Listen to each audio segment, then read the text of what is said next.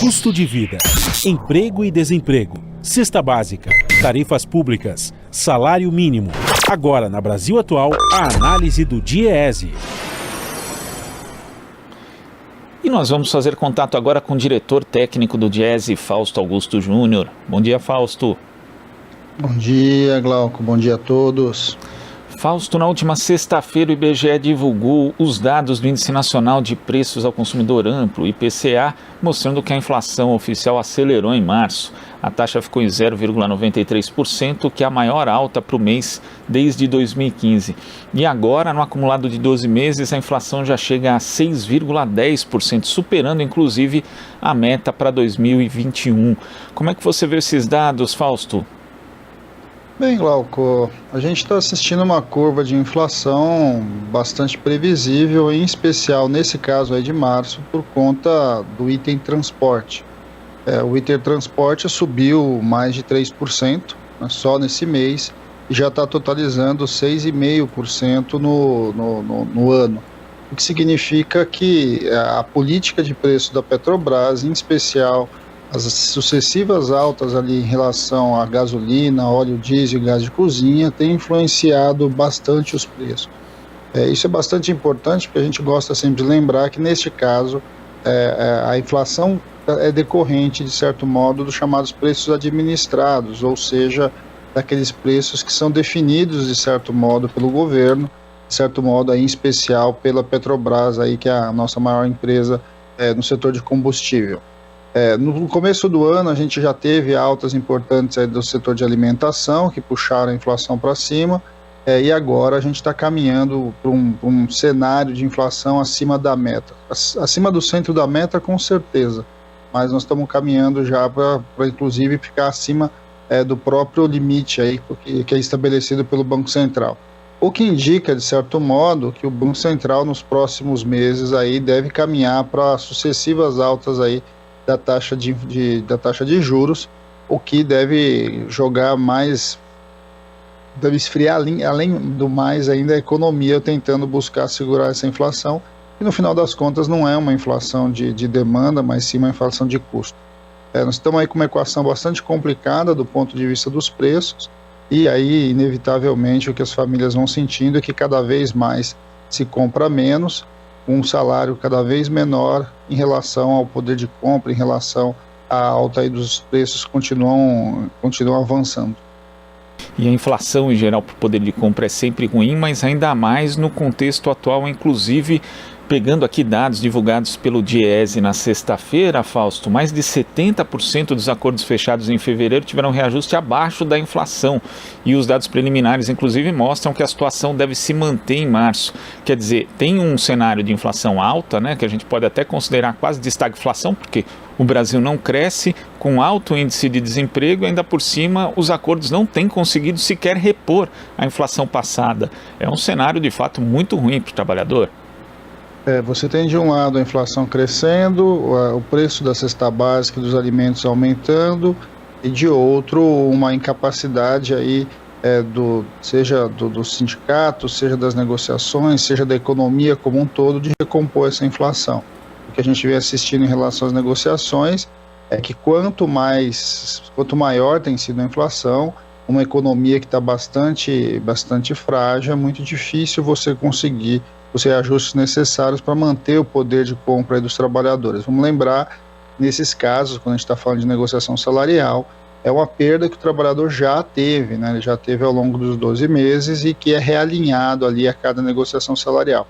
Quando você não está na negociação, não consegue efetivar aí o reajuste efetivo no mínimo da inflação, o que a gente acaba assistindo é que há uma compreensão dos salários. Mas além disso tudo, Glauco, a gente ainda tem uma taxa de desemprego muito alta, que de certo modo amplia a própria rotatividade da mão de obra, e muitas vezes mesmo aqueles que conseguem ter o reajuste são demitidos e substituídos por trabalhadores com valor de salário menor. O que a gente tem assistido também é que a renda média, né, em especial a massa de salários, tem reduzido, e esse processo vai levando a isso que a gente está assistindo. Quer dizer, você tem uma inflação de um lado, a não recomposição da outra, diminuição da renda média das pessoas. Isso é o que nós chamamos de carestia, né? As pessoas começam a ter cada vez mais dificuldades para colocar ali a comida no prato, para colocar, para minimamente compor ali o seu carrinho de supermercado. Esse é um debate que a gente vai assistir ao longo desse ano, porque de um lado a gente vai ter uma inflação que, pelo menos no primeiro semestre, não deve desacelerar. Em compensação, você vai ver aí uma política de juros que muito provavelmente vai buscar o centro da meta, o que vai significar uma alta aí dos juros em geral, que vai carregar a dívida pública, e mais uma vez a gente vai ver mais recursos saindo do setor produtivo e sendo encaminhado ali para o setor financeiro, especialmente para o pagamento da dívida. E temos aí uma situação que se forma um círculo vicioso, porque quando se analisa ali a questão dos componentes do PIB, cerca de 60% ali, pelo menos dos componentes de demanda, estão relacionados ao consumo das famílias. Se as pessoas estão desempregadas, estão recebendo um auxílio emergencial que não dá para quase nada na prática e os salários estão rebaixados, significa que a economia vai continuar patinando no mínimo, né? Não vai ter recuperação econômica em relação ao que o Brasil perdeu não só na pandemia, mas que vem perdendo desde 2015, Fausto. Não há a menor dúvida, mas em especial por conta do descontrole da pandemia. O descontrole da pandemia é uma variável que, de certo modo, vai definir tudo o que vai acontecer esse ano, né? A gente ainda não consegue minimamente vislumbrar quando é que, de fato, a gente vai poder dizer que a pandemia está controlada. A gente não vai poder, de fato, dizer em que momento ali vai haver um retorno à normalidade. Em especial, isso causa muitas dúvidas, né? Isso causa uma insegurança muito grande, em especial para quem vai investir. Há também agora alguns componentes bastante importantes, que é um componente de instabilidade política, né? O embate que a gente está assistindo aí dentro do Congresso Nacional por conta do orçamento desse ano, vai mostrando o quanto que, apesar de muitos terem achado que existia um certo consenso ali, um grande acordo entre o Executivo e o Congresso Nacional, a gente está vendo que esse acordo não é tão acordo assim. O preço é alto do ponto de vista orçamentário e não há acordo ali entre o Ministério da Economia e o Congresso Nacional. Essa instabilidade política também, de certo modo, vai minando aí as bases de um possível crescimento econômico. E aí o governo faz o que ele está dizendo que vai fazer sempre. Ele vende patrimônio e, de certo modo, ele vai aumentando a privatização, vai tentando buscar recursos ali para tapar buraco, e desconstruindo o que se levou mais de 50 anos para ser construído. São as grandes empresas estatais, o conjunto do conglomerado aí produtivo que de alguma forma deveria e certamente seria um componente importante para uma retomada de crescimento. Então o governo vai vendendo, é como aqueles que estão ali com muita dificuldade aí na sua vida e vão vendendo os patrimônios aí da sua casa para tentar manter minimamente o que está funcionando. Esse tem sido a tônica desse governo. Você não tem de fato um projeto, ao não ter de fato um projeto, a economia vai se degringolando, a economia, ao se deteriorar, eles vão impulsionando uma visão de que tem que cada vez mais desmontar o Estado, que é o único neste momento capaz de fazer a economia girar novamente no sentido virtuoso. Isso é muito grave, né, Fausto? Porque a gente tem aí, inclusive, além da pressão pela alta na taxa de juros decorrente da inflação, já existe uma narrativa, principalmente na mídia tradicional, querendo relacionar a inflação com a questão de um suposto desajuste fiscal, como se todos os países do mundo não tivessem agora subindo justamente sua dívida, porque precisa gastar nesse contexto de pandemia. Só que aqui, além dessa pressão pela alta da taxa de juros, já começa uma pressão também pela chamada reforma administrativa, que embora também tenha aí como argumentação, como alvo principal o funcionário público, na prática o alvo é o serviço público, e as pessoas terem dificuldade para acessar um serviço público de qualidade a essa altura, com o contexto que a gente tem, a situação vai ficar ainda muito pior, Fausto.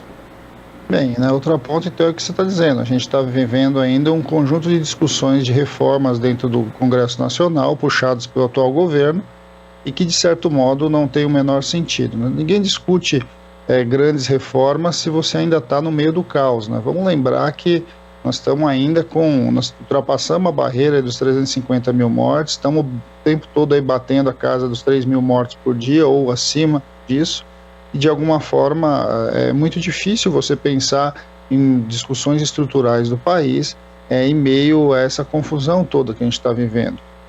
O ideal seria a gente parar, resolver a questão da pandemia e aí fazer os grandes debates da nação. E não há a menor dúvida que o foco agora não é a questão dos servidores públicos, não é a questão em especial dos direitos sociais, porque de fato na pandemia a gente está vendo que se não fosse o SUS, se não fosse os trabalhadores da saúde, a gente estaria vivendo algo muito pior. O momento agora deveria ser de que como a gente vai conseguir recursos para que a gente bote a economia para girar novamente.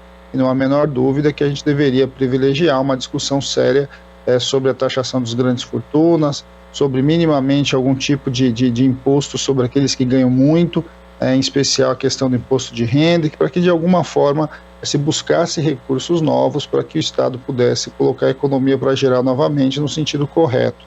É preciso minimamente ordenar os investimentos, e para se ordenar os investimentos significa fazer escolhas do ponto de vista de onde investir, de onde colocar recursos e principalmente garantir ali a segurança alimentar e a segurança ali mínima do conjunto das famílias mais pobres, principalmente aqueles com quase 20 milhões de pessoas que hoje passam fome no Brasil.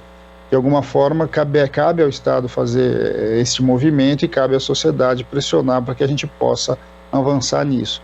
É muito difícil, a gente sabe, porque o atual governo tem uma visão completamente oposta disso, mas ao mesmo tempo nós temos que pressionar o Congresso Nacional para que se vote a questão do auxílio emergencial, se coloque mais recursos para os mais pobres de um lado e de outro, que a gente minimamente, de certo modo, trave essas discussões de reforma agora e coloque a discussão da reforma tributária, principalmente a reforma tributária, a partir da mudança aí do paradigma de quem paga imposto nesse país. Fausto, muito obrigado pela sua participação aqui no Jornal Brasil Atual. Um bom início de semana e até a próxima. Boa semana a todos, então, Glauco. A gente vai se vendo aí pela semana. Um abraço. É isso aí, abraço. Conversamos aqui com o diretor técnico do DIEESE, Fausto Augusto Júnior.